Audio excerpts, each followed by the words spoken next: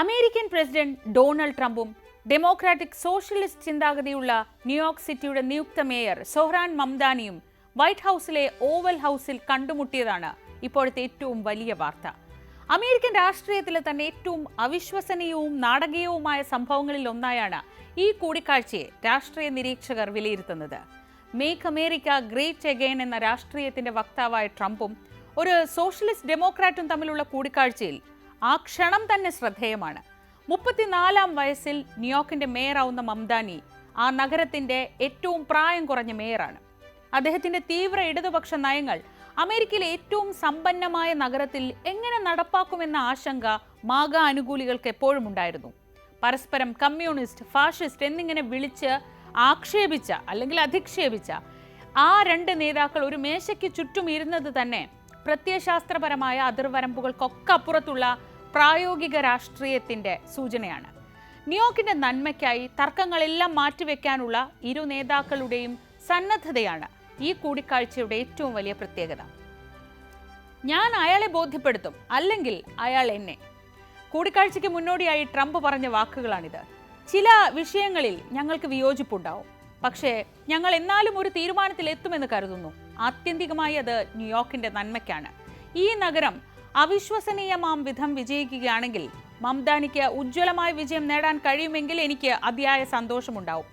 നഗരത്തിന്റെ വിജയത്തിൽ ഊന്നിയുള്ള ട്രംപിന്റെ ഈ പ്രസ്താവന തന്റെ കടുത്ത വലതുപക്ഷ അടിത്തറയുടെ പ്രതീക്ഷകൾക്ക് വിപരീതമായി ഒരു രാഷ്ട്രീയ സൗഹൃദം കൂടി വെളിപ്പെടുത്തി.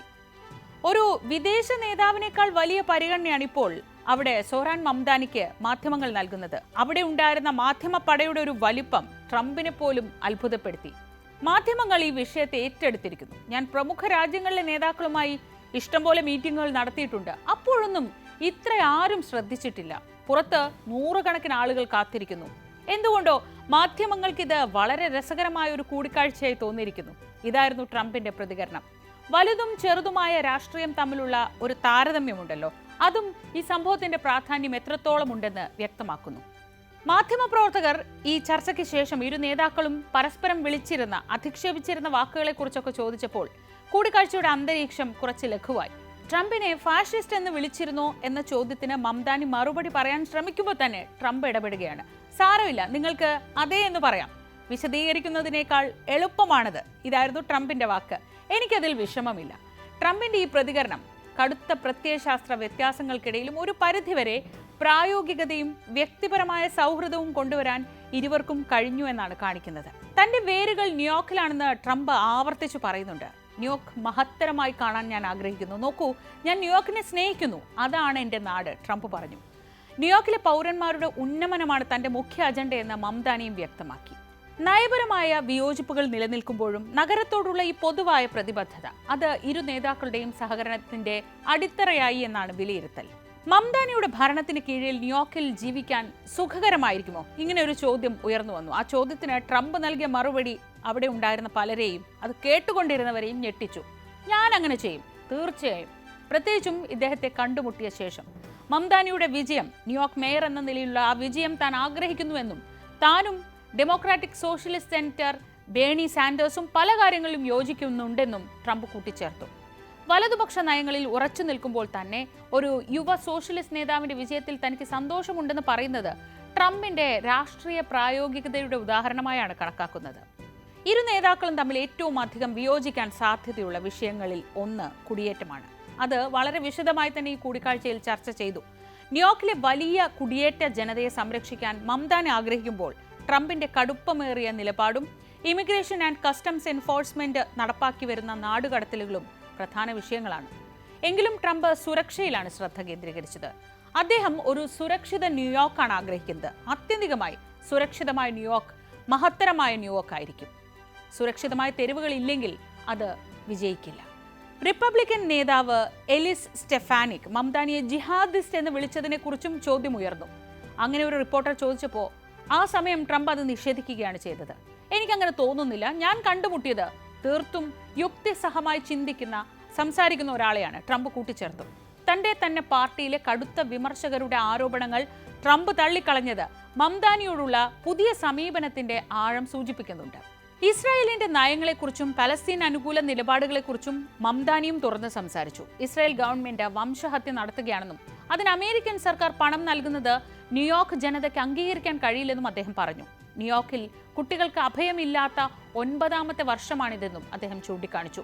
ഒരു വശത്ത് ഇസ്രായേലിന് ശക്തമായ പിന്തുണ നൽകുന്ന ഒരു അമേരിക്കയുടെ രാഷ്ട്രീയ അന്തരീക്ഷമുണ്ട്.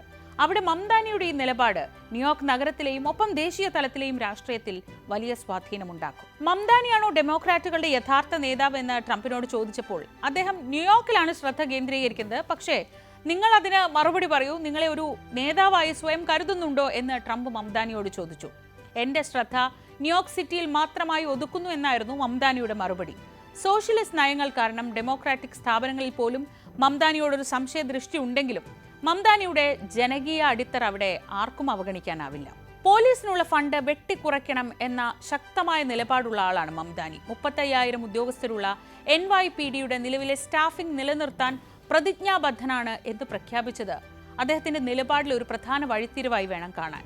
മുൻ പോലീസ് കമ്മീഷണർ ജെസിക്ക ടിഷിനെ നിലനിർത്താനുള്ള അദ്ദേഹത്തിന്റെ തീരുമാനം തന്റെ ഇടതുപക്ഷ അടിത്തറയിൽ നിന്ന് വിമർശനങ്ങൾ ഉണ്ടാക്കിയെങ്കിലും പ്രായോഗിക ഭരണത്തിൽ വിട്ടുവീഴ്ച ചെയ്യാനുള്ള മംദാനിയുടെ സന്നദ്ധതയും കാണിക്കുന്നുണ്ട്. ക്രമസമാധാന പാലനത്തിൽ മംദാനിയുടെ ഈ പ്രായോഗിക സമീപനം ട്രംപിന്റെ പിന്തുണ നേടാൻ സഹായിച്ച ഒരു ഘടകമായിട്ടാണ് വിലയിരുത്തുന്നത്. ഈ കൂടിക്കാഴ്ച അമേരിക്കൻ രാഷ്ട്രീയത്തിലെ അപൂർവമായ ഒരു നിമിഷം അടയാളപ്പെടുത്തുന്നുണ്ട്. മുൻപ് പരസ്പരം അതിരൂക്ഷമായി വിമർശിച്ചിരുന്ന, അങ്ങോട്ടും ഇങ്ങോട്ടും പറയാൻ ബാക്കിയൊന്നുമില്ലാതിരുന്ന രണ്ട് നേതാക്കൾ നയപരമായ അത്തരം തർക്കങ്ങളൊക്കെ മാറ്റിവെച്ച് ഒരൊറ്റ ലക്ഷ്യത്തിനായി ഒരുമിക്കാൻ തയ്യാറായി എന്നത് വളരെ പ്രസക്തമാണ്. ന്യൂയോർക്ക് സിറ്റിയുടെ ഫെഡറൽ ഫണ്ടിങ്ങിനെ ആശ്രയിച്ചുള്ള നിലനിൽപ്പാണ് ഈ പ്രായോഗികതയ്ക്ക് പിന്നിലെ ഒരു പ്രധാന കാരണമെന്ന് നമ്മൾ തിരിച്ചറിയണം. മംദാനിയുടെ സോഷ്യലിസ്റ്റ് നയങ്ങൾ നടപ്പാക്കണമെങ്കിൽ ഫെഡറൽ ഗവൺമെന്റിന്റെ സഹായം അവിടെ അനിവാര്യമാണ്. അതേസമയം ട്രംപിന് തന്റെ തട്ടകമായ ന്യൂയോർക്കിൽ ഒരു വിജയകരമായ ഭരണം ഉണ്ടാവണം. അത് ട്രംപിന് കൂടി ഗുണം ചെയ്യുമെന്ന് ഉറപ്പാണ്. കാരണം ന്യൂയോർക്കിലെ സംഭവ വികാസങ്ങൾ അദ്ദേഹത്തിന്റെ സാമ്പത്തിക, രാഷ്ട്രീയ താല്പര്യങ്ങളെ, രാഷ്ട്രീയ ഭാവിയെ ഒക്കെ ബാധിക്കുന്നതാണ്. തങ്ങളുടെ അനുയായികളുടെ വിമർശനമൊക്കെ ഏറ്റുവാങ്ങേണ്ടി വരുമ്പോഴും മംദാനിയും ട്രംപും തങ്ങളുടെ പ്രസ്താവനകളിൽ പാലിച്ച സംയമനം അതേപോലെ തന്നെ നോട്ട് ചെയ്യേണ്ട ഒരു കാര്യമാണ്. മംദാനി തന്റെ നയങ്ങൾ നയതന്ത്രപരമായി അവതരിപ്പിച്ചു. ട്രംപ് ചില കാര്യങ്ങളിൽ അദ്ദേഹത്തിന് പിന്തുണ നൽകുകയും ചെയ്തു. ജനങ്ങൾക്ക് താങ്ങാനാവുന്ന ജീവിത ചെലവ്, സുരക്ഷ തുടങ്ങിയ പൊതുവായ വിഷയങ്ങളിൽ ഇരുവർക്കും യോജിക്കാൻ കഴിഞ്ഞത് അങ്ങേയറ്റം ധ്രുവീകരിക്കപ്പെട്ട രാഷ്ട്രീയ സാഹചര്യങ്ങളിൽ പോലും പൊതുനന്മയ്ക്കായി യോജിപ്പിന്റെ പാലങ്ങൾ നിർമ്മിക്കാൻ കഴിയുമെന്നതിന്റെ ഒരു മാതൃക കൂടിയാണ്. ഈ സൈദ്ധാന്തിക സഖ്യം എത്രത്തോളം നിലനിൽക്കുമെന്നത് ന്യൂയോർക്കിന്റെയും അമേരിക്കൻ രാഷ്ട്രീയത്തിന്റെയും തന്നെ ഭാവിയിൽ നിർണായകമാകുമെന്ന കാര്യത്തിൽ സംശയം വേണ്ട.